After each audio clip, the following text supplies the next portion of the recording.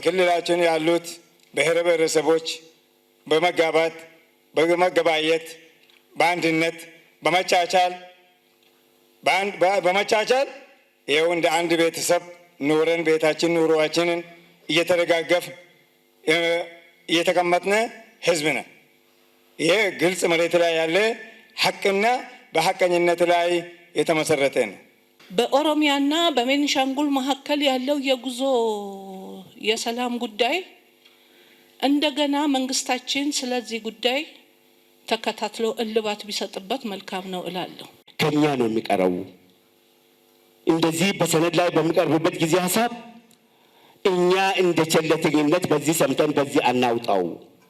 ሁላችን ኃላፊነት እንዳለብን ሁላችን ተግባር እንደምጠይቀን ሁሉ እናስብና እንደዚህ ያለ እምነት ይዘን ነው። ዋጋ ንረትና ኑሮ ውድነትን ለመቅረፍ መንግስት ያደረጋቸውን ነገሮች ደግሞ ማወቅ ያስፈልጋል። የደሃ ቤትን ለመስራት ከፍተኛ ጥረት አድርጓል። የተማሪ ቁሳቁስን ለማሟላት ከፍተኛ ጥረት አድርጓል። የምገባ ማዕከላትን ለመክፈት ከፍተኛ ጥረት አድርጓል። ያን ብቻ ሳይሆን ድጎማዎችን አድርጓል። ለነዳጅ ይደጉማል፣ ለመዳበሪያ ይደጉማል፣ ለመድኃኒት ይደጉማል። ለነዳጅ ከ90 ቢሊዮን ብር በላይ ነው የሚደጎመው። ለመዳበሪያ ከዛ በላይ ይደጎማል።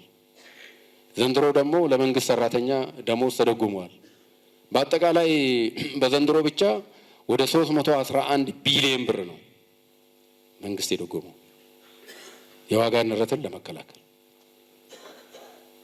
ዜጎች በዋጋው እንዳይጎዱ በኑሮ ውድነቱ እንዳይጎዱ ለማድረግ አድርጓል ማለት ነው። ዘላቂ መፍትሄ ግን ሁሉም ማምረስ ይችል ነው። የልማት ስራዎች ዲቨሎፕመንት ሼርድ ሪስፖንሲቢሊቲ ይባላል። የልማት ስራዎች የሁሉም ኃላፊነት ነው። የአንድ አካል ኃላፊነት አይደለም፣ የሁላችንም ኃላፊነት ነው። መንግስት ብቻውን ይሰራለው ካለ አይችለውም። ህዝብ ብቻውን ይሰራለው ካለ አይችለውም። የባለ ብዙ አክተርስ ነው። እነዚህ አክተሮች በቁርጠኝነት አንድ ላይ ሆነው ከሰሩ ያሰቡትን ማሳካት ይችላሉ። ልማታችን እንዲያጓተት በየአካባቢያችን ሰላሙን ቀዳሚ ተግባር እናደርግ፣ እንስራ። ጥያቄያቸው ትክክለኛ ጥያቄ ነው፣ ምላሽ ያገኛል። በጣም አንገብጋቢ ችግሮች ናቸው። ህዝቡ በየቦታ ያነሷል። እኛ ደግሞ በዛ ደረጃ ተረድተን ህዝቡ ጋር እየተግባባን መንግስታችን መጠየቁ ተገቢ ይሆናል የሚለው ነገር እንውሰደው። በዋናነት የመሰረተ ልማት ጉዳይ ማለት ነው። ቀበሌን ከቀበሌ የሚያገናኝ የድልድይ ጥያቄ በየአካባቢ ያነሳችሁት፣ በተለይ ኡራ ላይ አብራሙ ላይ ያነሳችሁት አንዳንዶቹ በእቅድ የተያዙ ይሆናሉ፣ አንዳንዶቹ ደግሞ የተዘለሉ ሊሆኑ ይችላሉ። ቼክ እናደርግና መረጃው የጋራ አድርገን ከእናንተ ጋር ተግባቦት ፈጥረን ወደ ስራ የምንገባ ነገር ነው የሚሆነው። ከወረዳ አመራሮቻችን ጋርም በቅርበት እንነጋገራለን።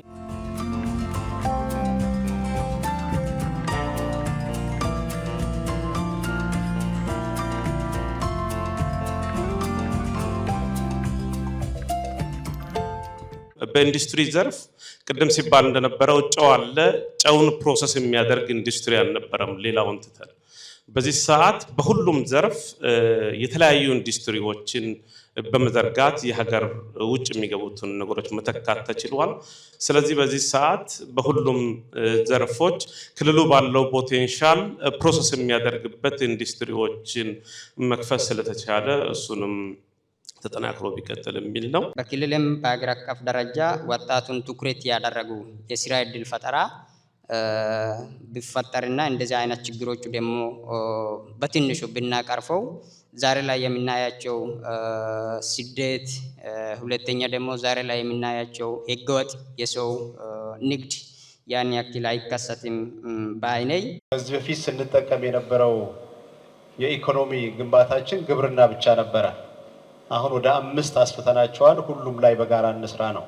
ግብርናን እናጠናክር፣ ኢንዱስትሪን በደንብ እናጠናክር፣ ቱሪዝምን እናጠናክር፣ የማዕድን ሴክተሩን እናጠናክር፣ ዲጂታል ኢትዮጵያን በደንብ እናጠናክር የሚል የውይይታችን ማጠቃለያ ቢሆንና ማህበረሰቡም የመንግስት አካላትም እዚህ ላይ የሚደረገውን ርብርብ በደንብ ተረድተን ማገዝ ሀገራችንን በእነዚህ 5 የኢኮኖሚ ዋልታዎች ማሻገር እንደሚቻል የባለፉት 1 ዓመት 2 ዓመት ተሞክሮች ስላሳዩ ጠንክረን እንስራ ነው። ህገወጥ የሰዎች ዝውውርን ለመከላከል ለመቆጣጠር የምንሰራው ስራ በሁለት ይከፈላል። አንደኛው ዜጎቻችን ኢመደበኛ ለምንለው ፍልሰት ለሞት ለተለያየ ስጋት እንዲጋለጡ ያደረጋቸውን ዋና ምንጭ የሆኑ ችግሮችን መፍታት ላይ ያተኮረ ነው። በተለይ ተጋላጭ የሆኑ በየክልሉ ያሉ ለኢመደበኛ ፍልሰት ተጋላጭ የሆኑ ቦታዎችን በመለየት እዛ ላይ በሚመለከታቸው አካላት በኩል የስራ ዕድል ፈጠራን ማስፋት ላይ ትልቅ ትኩረት ተደርጎ ተሰጥቶ እየተሰራ ይገኛል።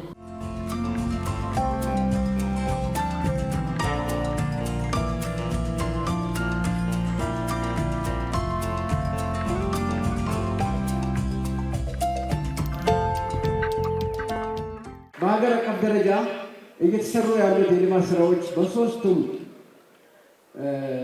አጀንዳ የቀረቡት ነገሮች እንዳሉ ሆነው ከጊዜው አንጻር ብዙ መናገር ስለማልፈልግ ክቡር እንግዶቻችንና የክልላችን አመራሮች በሰፊው ገልጾታል።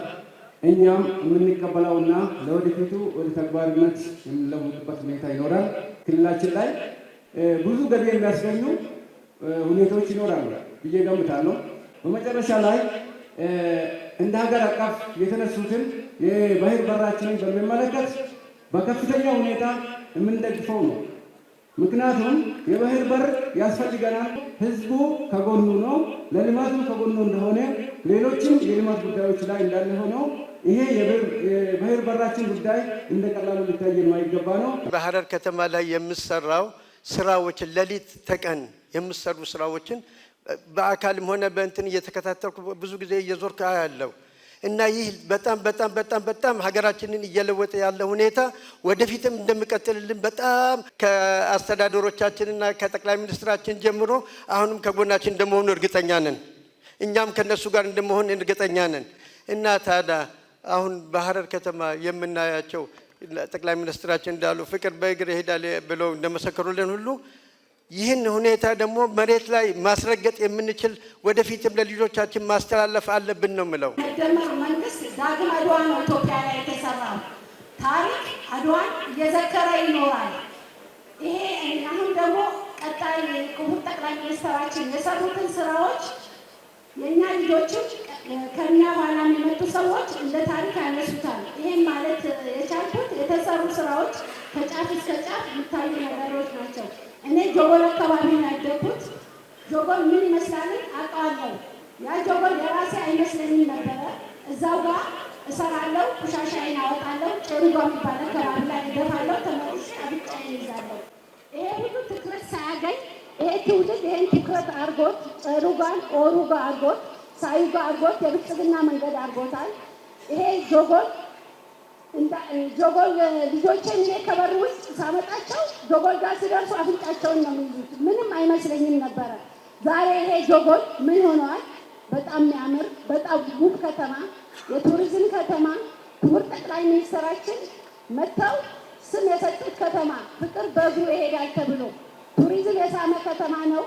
ሐረር የቱሪዝም ማዕከል የኢንዱስትሪ ማዕከል እንድትሆን መስራት አለብን እና ይሄ ነው ትልቁ ትኩረታችን። ከዛ ውጪ እንደ ሀገር በተሰሩ ስራዎች ላይ በተለይ ከህዳሴ ግድብ ጋር ከቀይ ባህር በር ጋር እንደዚሁም ትላልቅ ሜጋ ፕሮጀክቶች የማዳበሪያ የነዳጅ እንደዚሁም ደግሞ ኃይልንም ማዘመን አለብን። የኒውክሌር ኃይልን በማመንጨት ለኃይል ማመንጫነት መጠቀም አለብን ብለን የጀመርናቸው ስራዎች በከተሞች አካባቢ የመኖሪያ ቤት እጥረትን መቅረፍ አለብን ብለን የጀመርናቸው ስራዎች በቀጣይ አጭር 2 እና 3 ዓመታት የሚከናወኑ ስራዎች ስለሆኑ ለነዚህ እኛ ከመንግስታችን ጎን እንቆማለን ብላችሁ የሰጣችሁት ትልቅ አቅም ነውና ይሄ ተጠናክሮ መቀጠል አለበት። ከተማን ማዘመን አለብን ብላችሁ በጀመራችሁ ስራ ሐረርን ወደ ቀድሞ ታሪካዊነቷ ወደ ቀድሞ ስልጣኔዋ እየመለሳችሁት ነው። ይሄ የጀመራችሁት በምንም አይነት ተአምር መቆም የለበትም፣ ወደ ኋላ መመለስ የለበትም። በዚህ መግፋት አለባችሁ። ይሄን ካረጋችሁ ከተማችሁ የቱሪስት ከተማ ትሆናለች። መንግስት አግሎት አሰጣጥ ጋር ያሉት ብልሽቶች እዛም እዚህም ትናንሽ ብልሽቶች አሉ። እነዚህም ብልሽቶች ብልጽግና እያረመ እያስተካከለ እየሄደ ነው ያለው። ከክልሉ መንግስት ጋር የሚሰራውን በጋራ እንሰራለን። እንደ ፌዴራል መንግስት ደግሞ መውሰድ ያለብንን ወስደን እንደምንሰራ በዚሁ ቃል መግባት እፈልጋለሁ። ምን ተደረገልን ብቻ ሳይሆን ምን እናድርግ እያላችሁ ነው ስታወሩ የነበረው። ይሄ ደግሞ የሆነው ፓርቲያችን ብልጽግና የመደመር መንግስታችን ከህዝቦች ጋር ተወያይቶ የህዝቦችን ድምፅ ሰምቶ ልክ ባለፈው የተጠየቁት ጥያቄዎች እንደተመለሱ ሁሉ አሁንም የተጠየቁትን ቆጥሮ የሚመልስ ፓርቲና መንግስት ስላላችሁ እናንተም ደስ ሊላችሁ ይገባል እላለሁ።